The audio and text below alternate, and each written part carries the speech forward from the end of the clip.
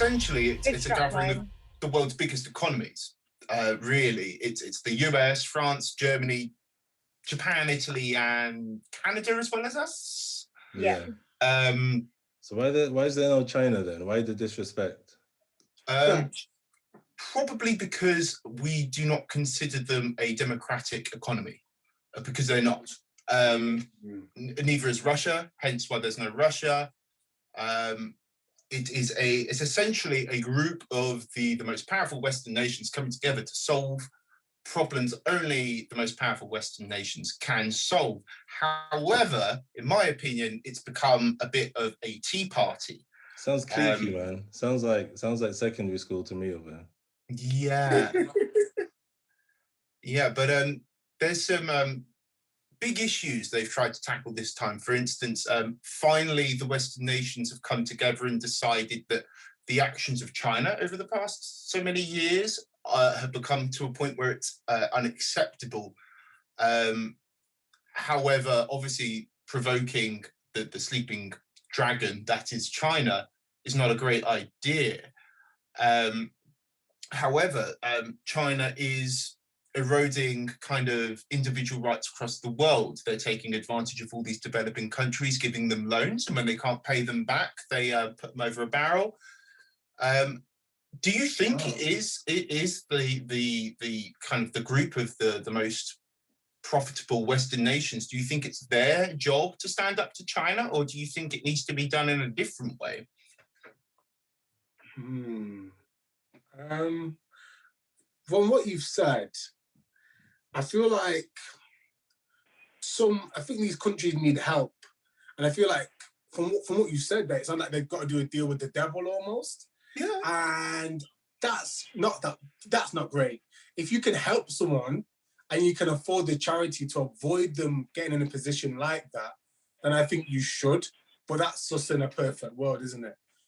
So I'd like to think, okay, cool. If we can afford to help these people, that would be great, because it'd be awful to see them not get help and then end up being like controlled by these superpowers because they needed aid and they just had to sell their souls to get aid either way.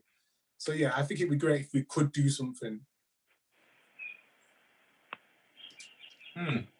Any thoughts on like, do you think it's our job to stand up to China in this way? Do you think it's the job of the G7? I feel like I need to defend China. Like, just because... fair. Looking at history here, right? If we're going to start judging countries based on their relationship with foreign nations, I don't know. I haven't seen any like mass murder and pillaging take place just yet. I'll keep watching the news, but I think it's a bit rich without any pun. They are committing genocide in the northwestern part of, never east really, so northwestern part of China. Internally though, right? Still genocide. Internal so again, if we measure this against those nations that you just like mentioned, like I don't know, like I'm not necessarily gonna jump out the window and kind of say, China, like they didn't invent genocide. It just so happens that they're a developing nation that's become a global superpower once again. So do you not, if that's the case, do you not think that it is other countries' prerogative to step in when another country does commit genocide? I mean, it'd have been good if these countries stepped in when they were doing the genocide. Would be but I was finding it hard. I need like Switzerland to be like, hey, China, what the hell are you doing? Stop. It just feels weird to me that it's coming from this, unless we're saying, we did the whole genocide thing and we learned our lesson and whatnot. But I mean, there's still the Commonwealth Games and stuff. It feels like it's not taken that seriously as a thing, you know? No, that's my 2 cents anyway. Opinions and all that.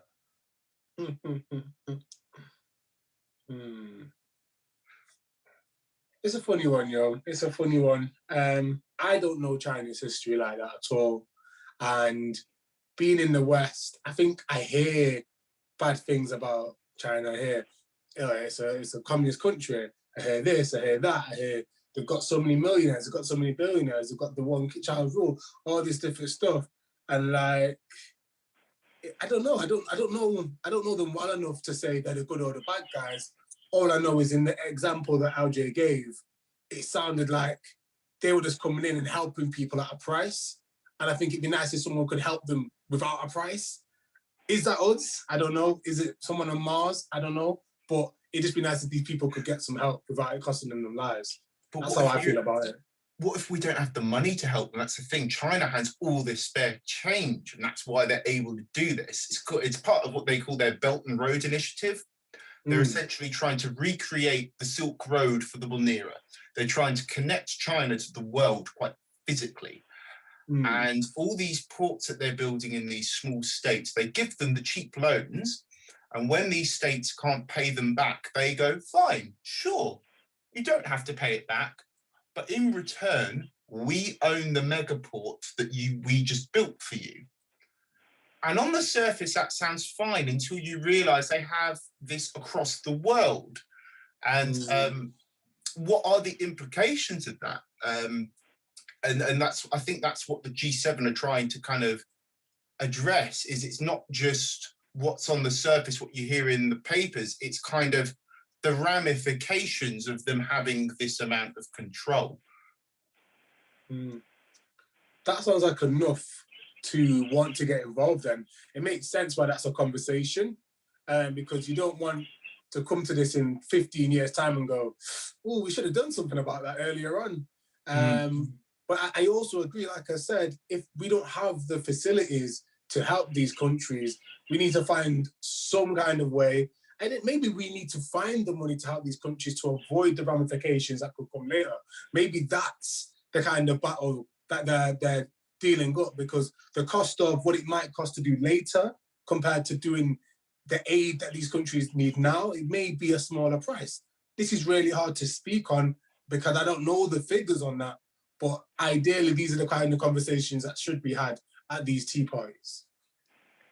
Do you not think that we fuel it though, because China's responsible for the majority of our supply chain? So obviously we have them as allies, and if it wasn't for China, we wouldn't have many things that we have in our supermarkets and we have to use every day.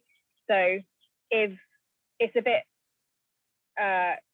hypocritical, because we can point a finger at a country and say that there's all these things about that country that we don't like, but we continue to fuel them by using them as like one of our sole providers, our sole trade countries. I mean, obviously we're talking about G7 in general here. We seem to have honed in on China a little bit, but I do think that we have to take responsibility as well, because it's all very well pointing the finger, but then we still use them for what we want to use them for. So it's kind of a bit hypocritical in my view. But fair enough.